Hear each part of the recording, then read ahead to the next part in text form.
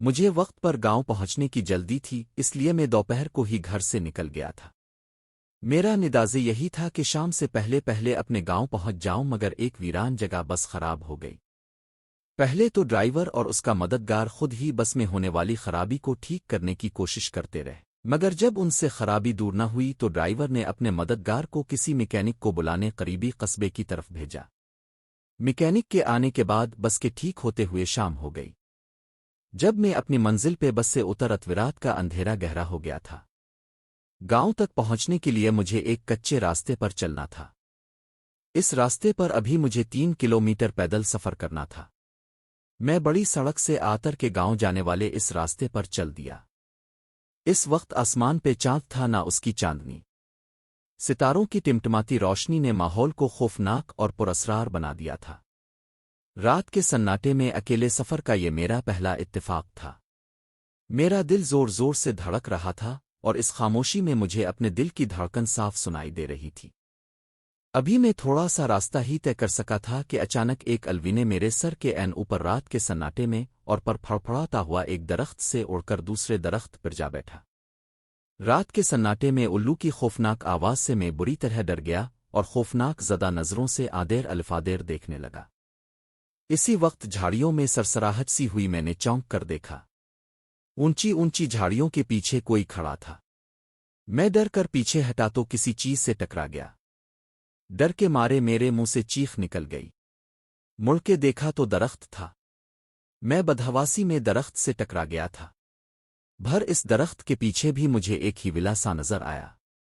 میں پیچھے ہٹا تو وہ میری طرف بڑھا۔ میں ڈر کے بھاگا اور بھاگتا ہی چلا گیا۔ میں اندھادھند بھاگ رہا تھا مگر اچانک ٹھٹک کر رک گیا۔ ایک لمبا تڑنگا بھوت میرا راستہ روکے کھڑا تھا۔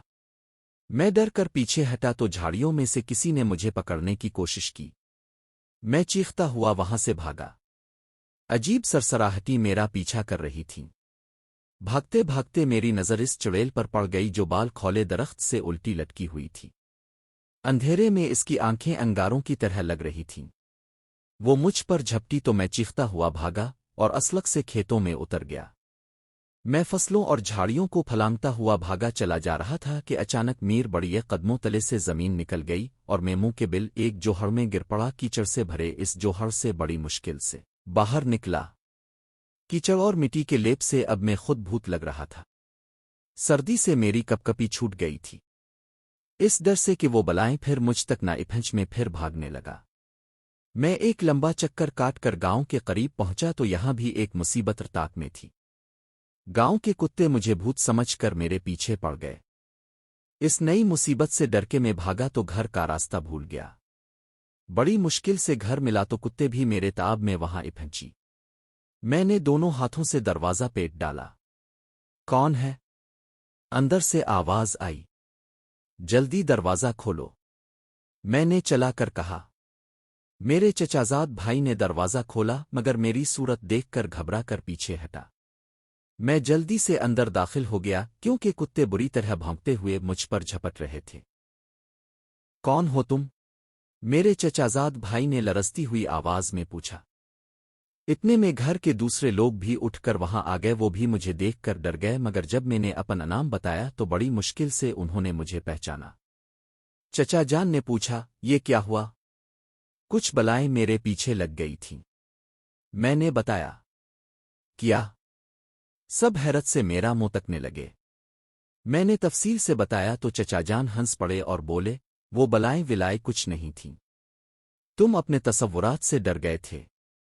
تم نے اندھیر میں درختوں اور جھاڑیوں کو بھوت اور چڑیلیں سمجھ لیا تھا، البتہ الفالو اصلی تھا۔